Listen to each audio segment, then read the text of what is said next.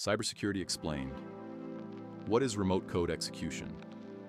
You may have seen a cybersecurity headline saying, "A critical remote code execution vulnerability has been discovered."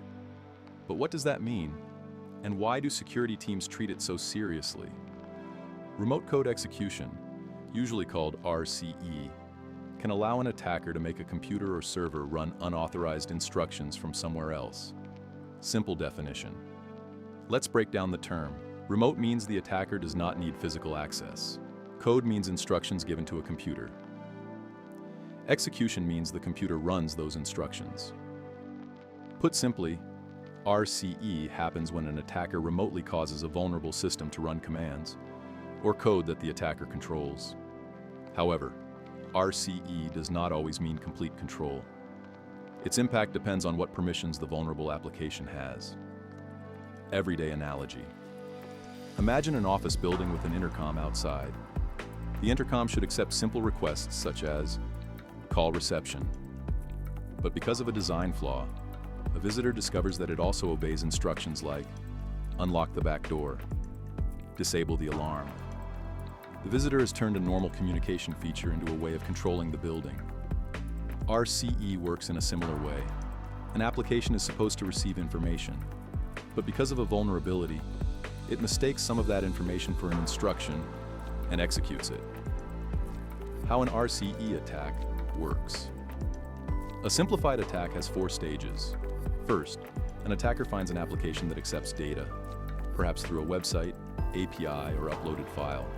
Second, the attacker sends specially crafted input. Third, the vulnerable application fails to process that input safely and interprets part of it as executable code or a system command. Finally, the server runs the attacker's instruction.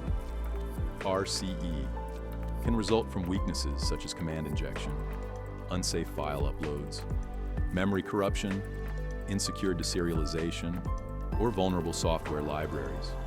The root may differ, but the central problem is the same.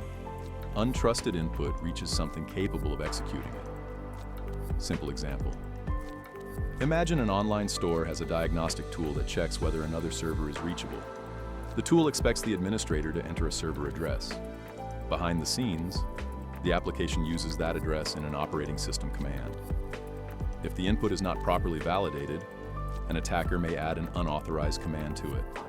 Instead of performing only the network check, the server may also execute the attacker's instruction.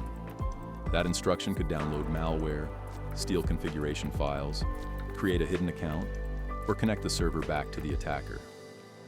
This is an example of command injection, which is one possible way to achieve RCE. Why RCE is dangerous. RCE is especially dangerous because it can become the beginning of a much larger attack. An attacker may use it to steal passwords or API keys, access sensitive data, install ransomware, disrupt operations, or move into other connected systems. The application's privileges determine how much the attacker can do. Think of RCE as getting through the building's entrance. The application's permissions determine which rooms the intruder can open. What to ask when RCE appears in the news. When you see RCE mentioned in a cyber news story, ask, is the vulnerable system exposed to the internet? Does the attacker need to log in first? What privileges would the attacker gain? Is the vulnerability already being exploited? An internet-facing RCE that requires no authentication is particularly serious because attackers may scan for vulnerable systems at scale. Conclusion.